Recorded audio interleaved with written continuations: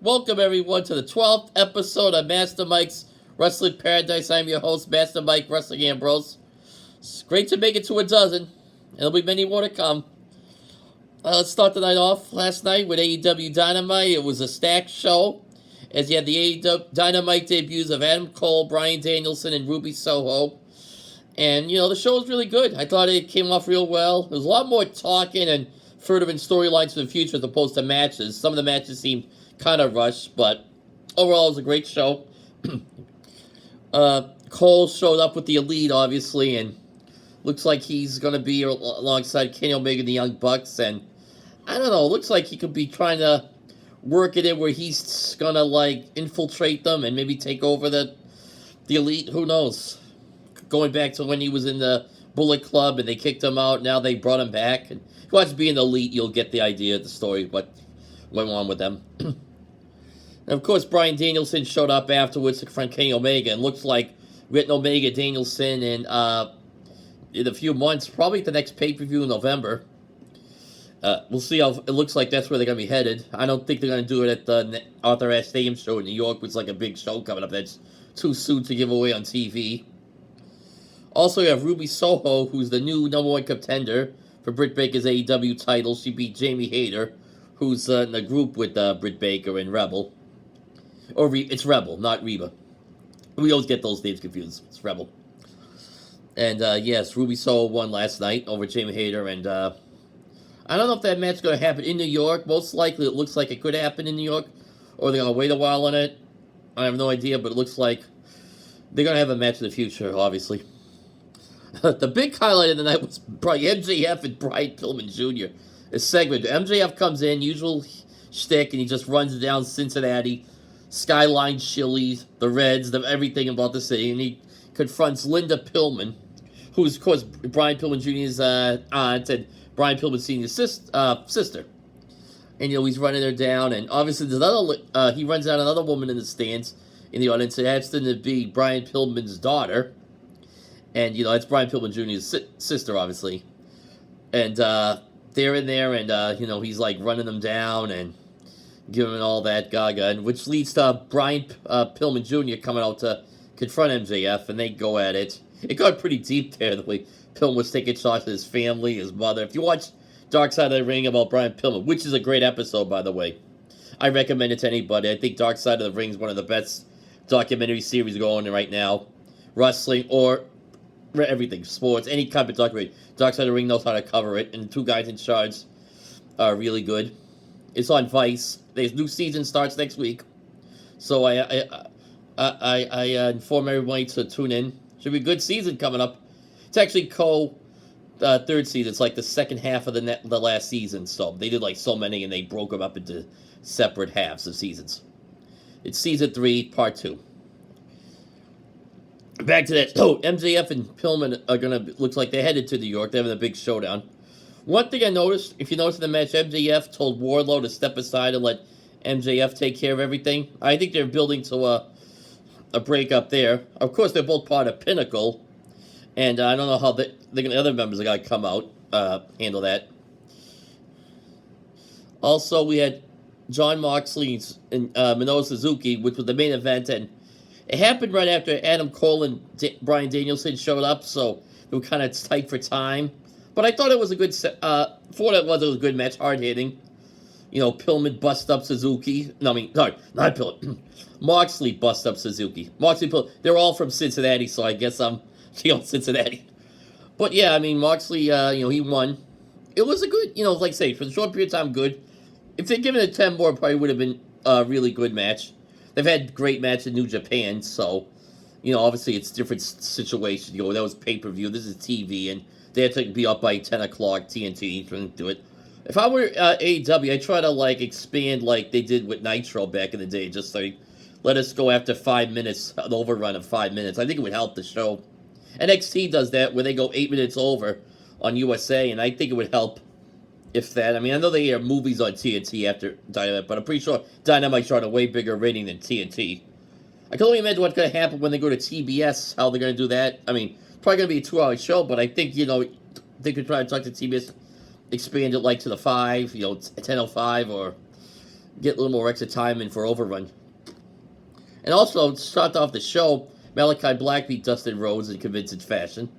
And we're headed to a rematch with Cody Rhodes at the big Arthur Ashe Stadium show in Queens, New York. I always bring up that show because that's like their debut in New York City. It's Queens, it's not Madison Square Garden, but it's a big event show. I know follower of mine, Kevin Castle, lives in Queens. Shout out to him. But I don't think he's going. At least that's what he says. And that's the way it goes. So, next week they're in Newark, but the 2-week show on the September 22nd is the big show in Arthur Ashe Stadium. NXT, the new era starts next week. This past week was the final black and gold brand show, with the colors. They go a whole new forward. They're going to focus on younger talent. And you're seeing that put in place. Before I get to that, I want to talk about the number one contender match, which is going to have Tommaso Ciampa, Kyle O'Reilly, LA Knight, and Pete Dunne. And the winner faces Soho for the NXT title. I don't know when, but it could be on an episode, maybe on one of the NXT shows in the USA, or perhaps Survivor Series weekend, which would be the next takeover. But great match I saw between Carmelo Hayes and Santos Escobar. Escobar won. I think it was a really good match. I think those are two guys that are going to be big stars in the future. They got a lot of talent, charisma, personality. One stable I'm looking into it. And it looks like it has a lot of pictures. Mandy Rose, Gigi, Dolan, and Jacey Jane. I don't know their names yet, but they got some potential there. And I see Mandy Rose comes on with the mask that Sheamus is doing, obviously. Sorry.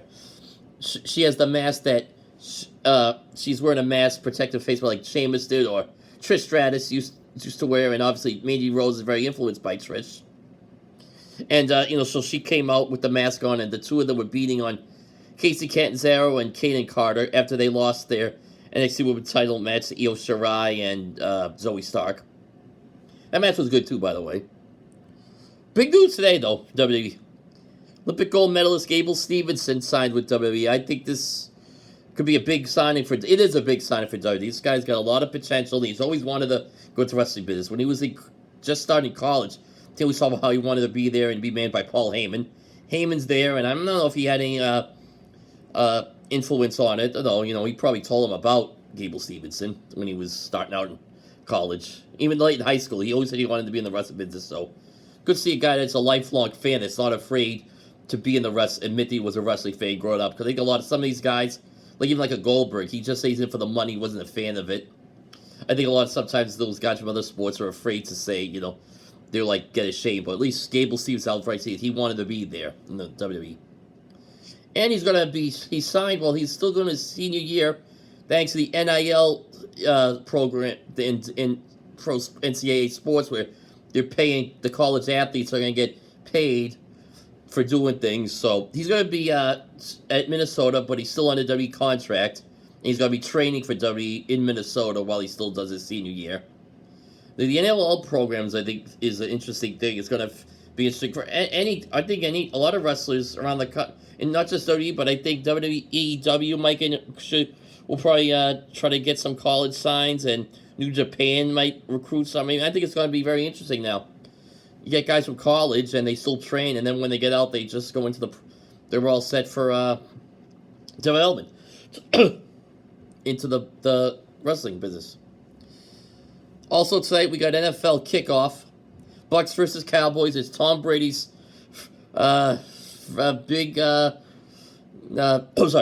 it's his reveal of his 7th banner, Kickoff, and they play the Cowboys, and obviously, we're going to see how he does the first game. I mean, he's won 7 in a row, not 7 in a row, he's won 7, he won twice in a row, back-to-back in 2003, 2004, and, let's see what, or here he comes out, I'm watching the background he's on.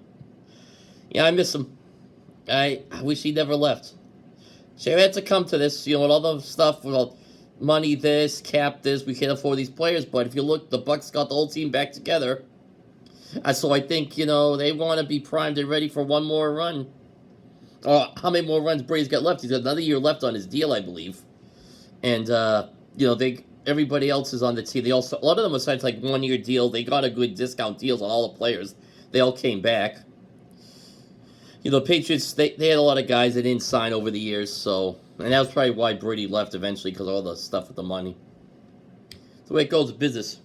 But I think the Patriots are going to do good this year. I think Sunday's their game, and hopefully before the Patriots game, I'll do another show previewing the Patriots season. All right, that'll be all. Heading out now. Game will be another half hour. 8:20 kickoff on NBC. If you live in the Boston area where I live, it's on NBC 10. But it's on all NBC shows.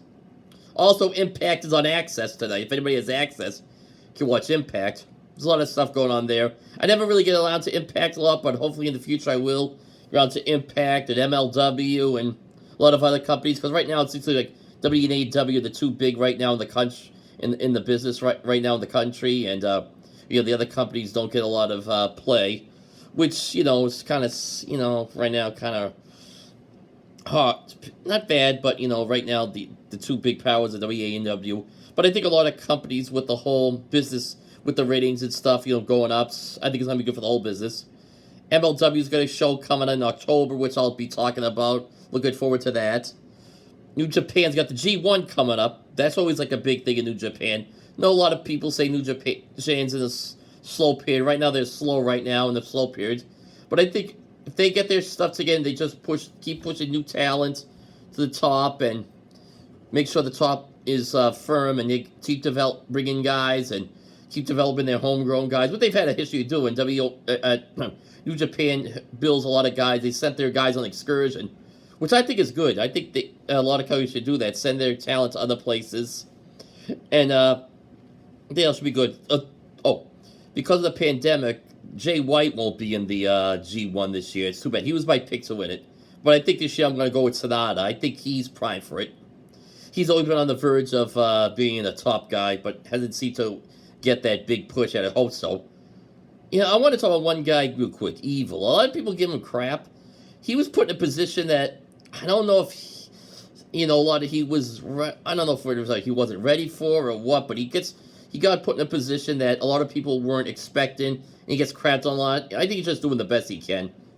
I don't know if I would have made him the double champion. The IWGP World Heavyweight and IWGP Intercontinental Champion. I don't know if I would have done it, but if they had slowly pushed him into a spot, like maybe give him the Intercontinental first for the U.S. or even the Neverweight Open Championship, maybe you could have worked it out that way, but they kind of thrust him into a spot in the Bullet Club Colliers with Jay White, and it kind of throws him for a loop. Now they got Show in there, Roppongi Vice, Show and Yo are no longer a team.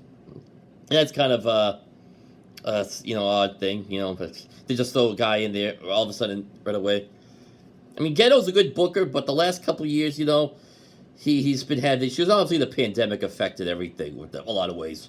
People want to say the Elite leaving, Omega and the Young Bucks, and that was a big reason why. I think one of the reasons why, because they were like a popular thing, and the big MSG show, everybody thought Omega Okada were coming, but then AEW formed before that, so that kind of set them back a bit.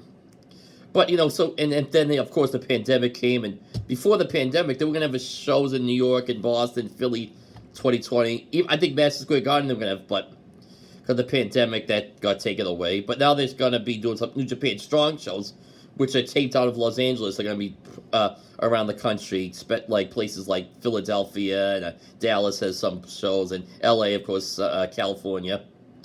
So hopefully Boston gets a show. I like New Japan. It's just a shame they don't have a platform like they did with Access. They got Roku. If you have Roku channel, New Japan has an agreement with Roku. They show a lot of not old stuff from 2020, and now they're showing like Wrestle Kingdom from 2021.